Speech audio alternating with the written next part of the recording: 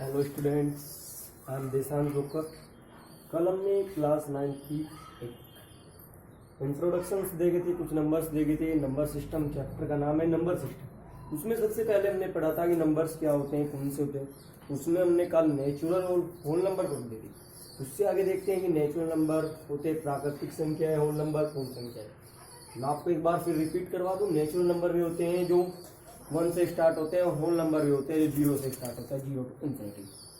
अब आते हैं प्राइम नंबर। नेक्स्ट देखते हैं, चैप्टर का नाम है नंबर सिस्टम।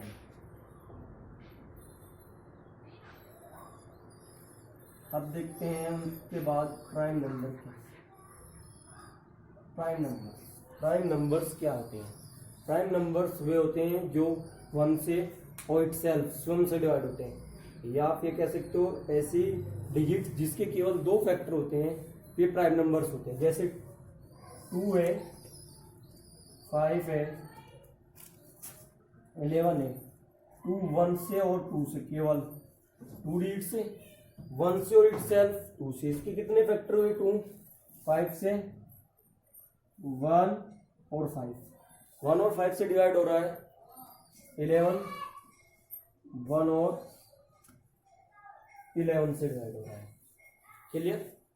प्राइम नंबर्स वे नंबर्स होते हैं, वे डिजिट होती है जो केवल 1 से और इटसेल्फ स्वयं से डिवाइड होती है, या आप कह सकते हो कि उनके जो फैक्टर्स होते हैं वे 2 होते हैं। अब आप प्राइम फैक्टर्स को लिखोगे कैसे वो देख लेते हैं। Prime factors, these number are greater than 1, are greater than 1। Way number होते हैं 1 से ग्रेटर होते हैं, 1 से बड़े होते हैं। क्यों? 1 न तो प्राइम नंबर है और न ही कंपोजिट नंबर। इसका रीजन मैं आपको बताता हूँ साथ के साथ ही। 1 और 1 के लिए प्राइम नंबर, अगर 1 को आप प्राइम नंबर में रखते हो तो कितने फैक्टर होने चाहिए? 2 फैक्टर होने चाहिए। इसके तो केवल 1 ही फैक्टर है। कितने फैक्टर है? 1 ही फैक्टर है। 1 को 1 से डिवाइड कर सकते हैं, अगर दूसरी कोई डिजिट नहीं है इटसेल्फ से ही है तो क्या हुआ? 1 प्राइम नंबर में भी नहीं है। इसलिए प्राइम नंबर जो होते हैं वे हमेशा 1 से बड़े होते हैं। These number are greater than 1 and only factors are 1 and itself. These number are greater than 1 and only factors are 1 and itself. जो इनके फैक्टर्स होते हैं प्राइम नंबर के वो 1 और इटसेल्फ से उनसे ये केवल डिवाइड होते हैं प्राइम नंबर। एग्जाम्पल 2, 3, 7 ऐसे आप देख सकते हो। ये केवल 1 और 2 से डिवाइड हो रहा है, ये 1 और 3 से, ये 1 और 7 से। क्लियर? 1 2 1 और 3 से, 1 और 7 से डिवाइड। इसके बाद हम बात कर लेते हैं प्राइम नंबर के बाद नॉन प्राइम नंबर या कंपोजिट नंबर। कंपोजिट नंबर क्या होता है? कंपोजिट नंबर भी होते हैं जिनके फैक्टर्स 2 से ज्यादा होते हैं, factors more than 2। these number having factors more than 2, having factors more than 2। Composite number या नॉन प्राइम नंबर भी होते हैं these number having factors more than 2, जिनके 2 से ज्यादा फैक्टर होते हैं। जैसे आप देख सकते हो 4, सच एग्जांपल 4 है। 4 1 से भी डिवाइड होता है, 2 से भी हो रहा है, 4 से भी हो रहा है। 6 है, 1 से डिवाइड होता है, 2 से, 3 से और 6 से। कितने भी हो सकते हैं लेकिन 2 से ज्यादा होने चाहिए। मैक्सिमम तो कितने भी हो सकते हैं, जैसे 3 इसमें 3 आए, इसमें 4 आए। जितनी ज्यादा बड़ी डिजिट होगी इतने ही ज्यादा फैक्टर्स होंगे। तो कंपोजिट नंबर के लिए क्या रूल है? These number having factors more than 2, इनके लिए मिनिमम 3 फैक्टर्स होने कंपलसरी है, जब भी ये कंपोजिट नंबर होंगे। कंपोजिट नंबर या नॉन प्राइम नंबर्स आप इनको बोल सकते हो। अब प्राइम नंबर क्लियर हो गया, कंपोजिट नंबर क्लियर हो गया। इसके बाद हम बात कर लेते हैं रीजनल नंबर क्या होता है। रीजनल नंबर, रीजनल और इरेशनल दो नंबर होते हैं। रीजनल नंबर वे होते हैं जिन्हें पी अपॉन क्यू की फॉर्म में आप एक्सप्रेस कर सकते हैं, लिख सकते हैं। The number can be expressed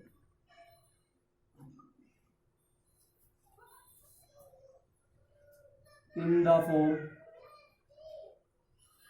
of P upon Q. The number can be expressed in the form of P upon Q. ये होता है कि the number can be expressed in the form of P upon Q, लेकिन condition क्या होती है, Q is not equal to 0। Q की value 0 नहीं होनी चाहिए। क्या नहीं होनी चाहिए? Q की वैल्यू 0 नहीं होनी चाहिए। एग्जाम्पल दे देता हूं मैं आपको कुछ, जैसे आप 8/3, 7/1, 6, 2, ये सब क्या है? रीजनल नंबर है। इन्हें आप P अपॉन Q की फॉर्म में लिख सकते हैं। रीजनल नंबर भी होते हैं जो नंबर P अपॉन Q की फॉर्म में लिखे जा सकते हैं। कंडीशन क्या है कि Q की वैल्यू 0 नहीं होनी चाहिए। Q is not equal to 0, Q की वैल्यू 0 नहीं होनी चाहिए। फिर आता है इरेशनल नंबर। अब मैं थोड़ा ऊपर से रफ कर रहा हूं, आप वीडियो रिज्यूम करके नोट कर सकते हैं।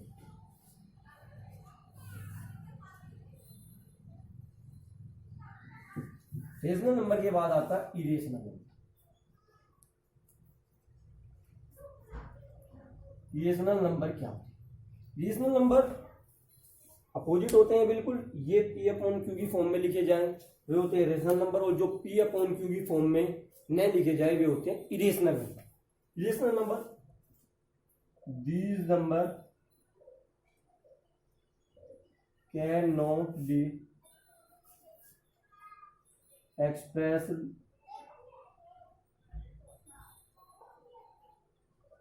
in the form of P upon Q.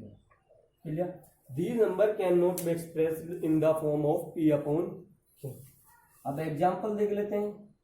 Example में क्या है, जैसे √3 हो गया, √2 हो गया, पाई हो गया, ये क्या हो गए? इरेशनल नंबर हो गए।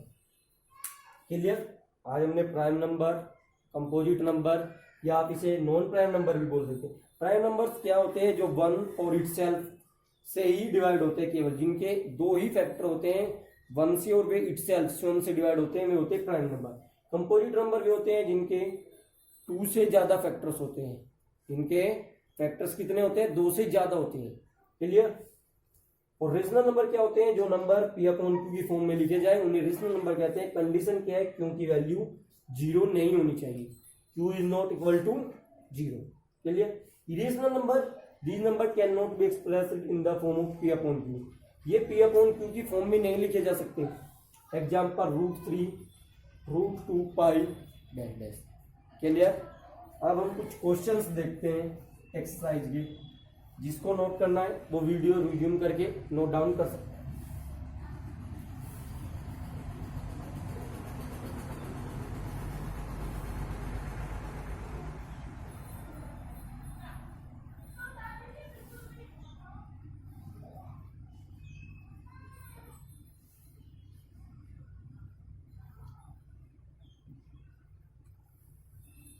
मैं आपकी इंफॉर्मेशन के लिए बता दूं, लॉकडाउन की वजह से बुक अवेलेबल नहीं है, घर पर बुक नहीं है, लॉकडाउन की वजह से खरीद भी नहीं पा रहा हूं, तो इसलिए फ़ोन में सभी बुक के लिंक है, तो उन PDF से मैं आपको क्वेश्चंस कराऊंगा।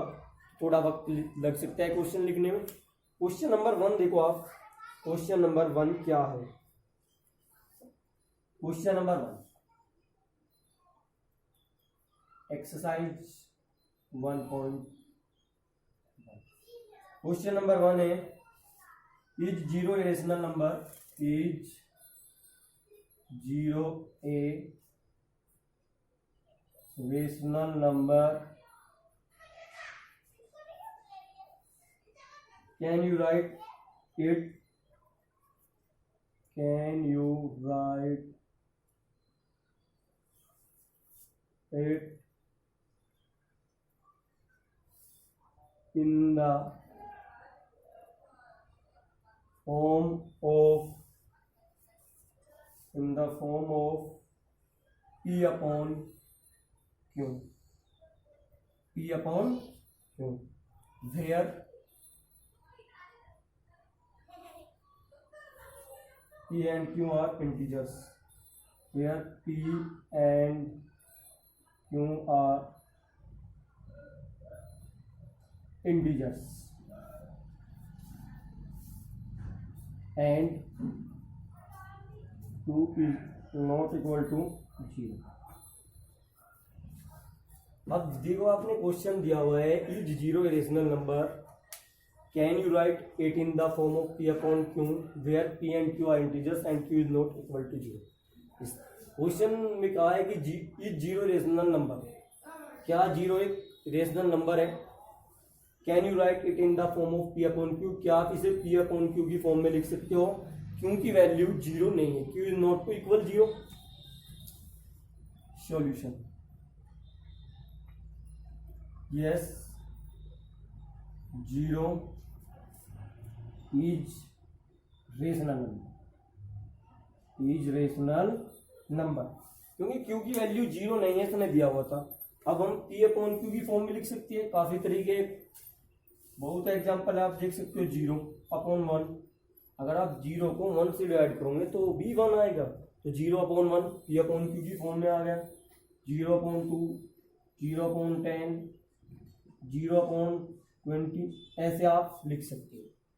Where P and Q are integers बोला था, तो इम्पोर्टेंट बात क्या है कि Q is not equal to 0। अगर ये बोल देता कि Q इज इक्वल टू 0, तो जब आप इसे नहीं कर सकते थे, ये रेशनल नंबर नहीं था, इरेशनल नंबर हो जाता।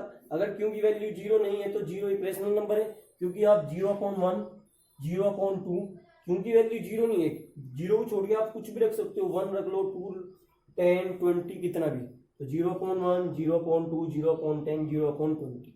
इससे क्या क्लियर होता है कि yes 0 is a rational number. That's clear. अब हम अगले क्वेश्चन पे चलते हैं, आप वीडियो रिज्यूम करके नोट डाउन कर सकते हैं।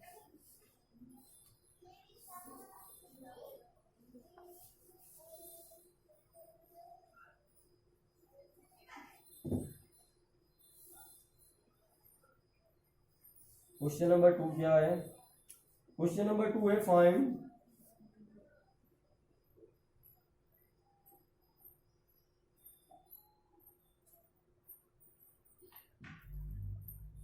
find 6 rational numbers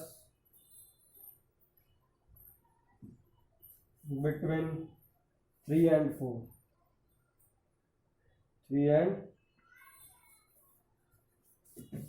इसने पूछा 3 और 4 के बीच में 6 रेशनल नंबर लिखना। तो there solution, there are infinite rational number between 3 and 4। 3 और 4 के बीच में अनंत रेशनल नंबर हो सकते हैं, आप इतने भी। इसने कितना कहा है कि आपको 6 रेशनल नंबर फाइंड करने।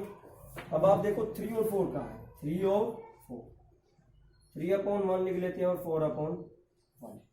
अब इसमें 6 रेशनल नंबर दिए हुए, जितने नंबर ये पूछ रहा है उससे आप ज्यादा लेना है आपको।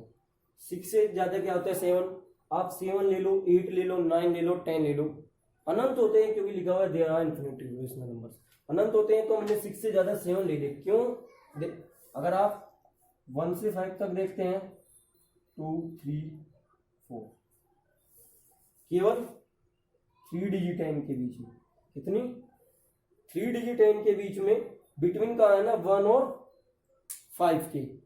कितने डिजिट है? 3। लेकिन अगर आप शुरू से काउंट करोगे तो ज्यादा बैठते हैं, तो इसलिए आपको एक ज्यादा लेना है क्योंकि गैप कम होते हैं।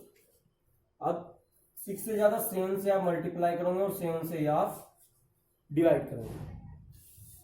इसमें भी आपने ऐसे किया, 3 7 या 21/7 और 28/7।